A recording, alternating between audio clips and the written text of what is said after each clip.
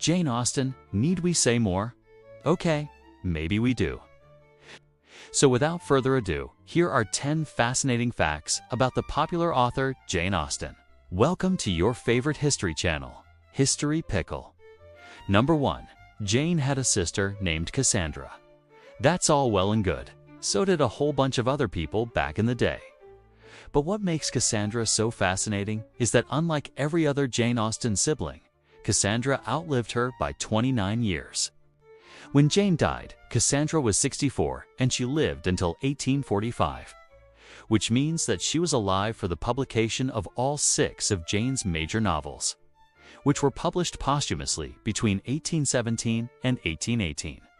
Unfortunately for us, Cassandra burned most of Jane's letters to her after her death, which makes sense because grief can be an overwhelming motivator.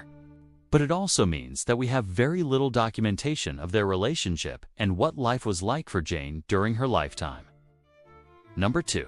Jane's family was pretty poor, at least by upper middle class standards. Despite being the daughter of a clergyman who himself was the son of a wealthy landowner, Jane never really had enough money to make a comfortable living on her own. She spent most of her adult life living with her family, and when she did move out, it was only to live with her sister's family. Her brother Henry did offer to let her move in with him and his wife in Bath, but she declined because he had 9 children and she didn't want to impose. Number 3. Jane has an unfinished novel called The Watsons lying around somewhere. In 1804, Jane began working on a new novel, which she never finished. What's strange is that we don't know exactly why she abandoned it. It wasn't like her to leave a project half done, but she did, and there's no surviving manuscript. However, we do have extensive notes for it. Scholars believe that the novel was actually completed, or at least mostly completed, and that Jane destroyed it herself for unknown reasons. This is also interesting because The Watsons is her only novel that doesn't feature a happy ending. Number 4. Jane may have been a racist. Now, this one might be a little controversial, since when she was writing, colonialism was basically a fact of life and not really viewed the way it is now. However, her views on race weren't just shaped by her time period.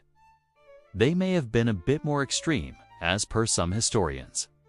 But there are other historians who completely deny this claim. Number 5. Jane died believing that she was a failure. Throughout her life, Jane only published 2 novels, Sense and Sensibility in 1811 and Pride and Prejudice in 1813.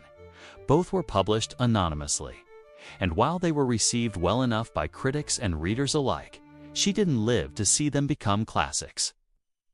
She died in July of 1817 from complications of a misdiagnosed illness. She was only 41. Her final novel, which she worked on up until her death, was published posthumously, along with 3 more of her novels in a collection edited by her brother, Henry. He titled it The Works of the Late Mrs. Henry, a pseudonym that she used when she published her first 2 novels. As you can imagine, this wasn't a great title, and the collection was often referred to instead as The 6 Sisters. None of the books sold particularly well, but over time, they've become some of the most beloved romantic novels ever written. Number 6. Jane predicted the future. Well, sort of.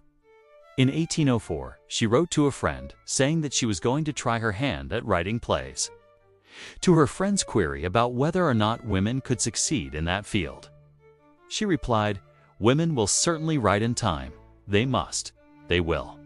Who can tell how much talent lies dormant in the sex, waiting for its turn to appear?" Sure enough, just 17 years later, women would begin to take the stage. In 1809, German playwright and novelist Mary Wollstonecraft Shelley would publish Frankenstein. In 1818, British writer Mary Russell Mitford would have several of her plays produced in London.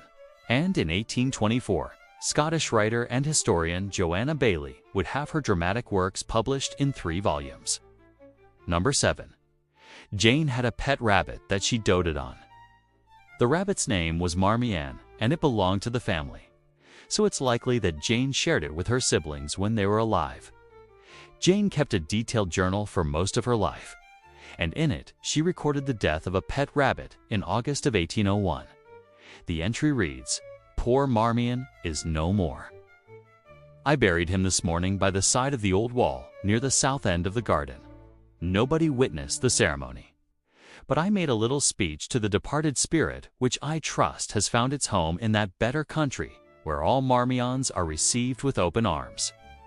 Jane also had a dog named Dash, but she didn't seem to be as close to him. In fact, she once wrote, "I do not like dogs. They are perpetual nuisances, and Dash is a little tiresome." Number 8. Jane was a genius with numbers.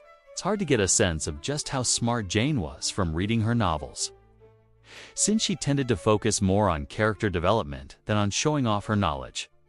However, she was actually a whiz at math, while attending a school run by her father in their home.